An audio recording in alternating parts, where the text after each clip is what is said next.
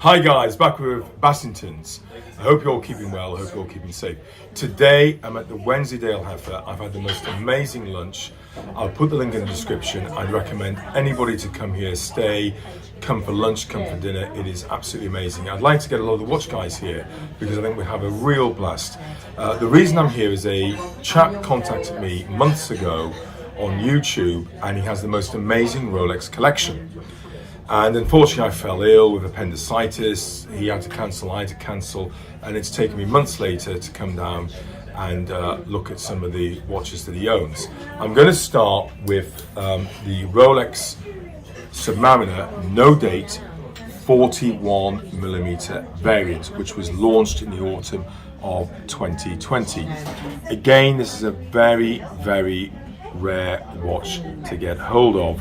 You cannot go into a Rolex authorized dealer and buy this watch, and you're going to have to have developed a long-standing relation in order to obtain it. It is trading several £1,000s above list price on the grey market. Now, I won't go into the reasons saying I find this very sad. I'll just talk about what I think of the watch. I do think this is an absolutely amazing watch. You know, it's a ceramic bezel with platinum inserts. The bezel action is 120 clicks. I mean, I honestly do not know a better bezel action than what Rolex produced. That is simply amazing. Beautiful gloss style, white gold indices, white gold Mercedes hands. Again, Rolex like to have a novel on the dials. I think there's just too much text here.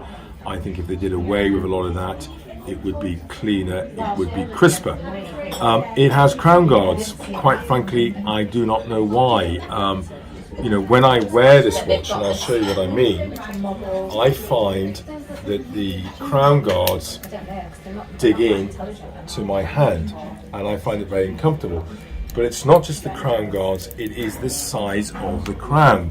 What they did, they sort of liposuctioned a lot of the fat out of this watch from the 40mm variant. They slimmed out the lugs, but it's almost like they deposit the fat elsewhere. They deposited on the crown. Most notably though, where they deposited on was on the clasp. The clasp is now huge. However, do I like the clasp? No, I absolutely love the clasp. This clasp is vault-like. No one makes a better clasp than Rolex. It has the glide lock extension, and it's just so easy to use. You know, it has the incremental adjustment there as well, and it's, you know, I just cannot speak any more than saying it's a superb clasp. Obviously it has the Oyster Bracelet 3-link. There's been a lot of comments on YouTube saying that Rolex have thinned this out. I think they have. I would like to look at, say, a 40mm variant of it, but it feels a little bit slimmer. It's also quite slab-sided. You know, it's not the most comfortable watch to wear. Yes, it's thin. I think it's about 12.8mm in thickness, but it's very, very slab-sided. And I know when I put this on, again, as I say, it can be quite uncomfortable, but I love the watch. The problem I've got with it is you can't buy this watch at the Rolex authorized dealer, as I've already mentioned. And the price at £7,300, if you can buy it, is, I think, a little bit expensive. So what would I say is an alternative? And the alternative is the Tudor Black Bay 58. This is the blue version that I have. I wore this today simply because I'm wearing blue, and I think it is very much a spring-summer watch. I think the black version is more autumn-winter. Now, you know, it's an aluminium bezel. Yeah, you know, it's not as good as Rolex. Obviously, they don't use white gold indices. Same with the hands. You know, it doesn't have any precious metal inserts on the bezel. It doesn't have any crown guards, but you know, I find that a lot more comfortable to wear. And what I like about it, it's not as slab-sided. As you can see, there's a little bit more curvature on there. I actually find that this watch wears better.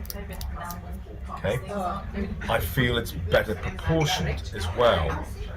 You know, they haven't blown it up on steroids. it stays true to what it was based on, you know, the 1958 variant. But what I also like about it is the Oyster Bracelet. Oyster Bracelet, although it's only 316L steel as opposed to 904L steel, feels thicker than the Rolex. The clasp is not as good as Rolex, but it's very good nonetheless. It doesn't have any on-the-fly adjustments. Now, why am I singing the praise of this watch? Because this watch to buy is £2,920. This watch to buy is £7,300. I mean, they both have very good movements in it. 70-hour power reserve, 70-hour power reserve. The question is this watch worth £4,300, £380 more? No, it is not. It is a better made watch, it is a more refined watch, but it's not worth the price difference.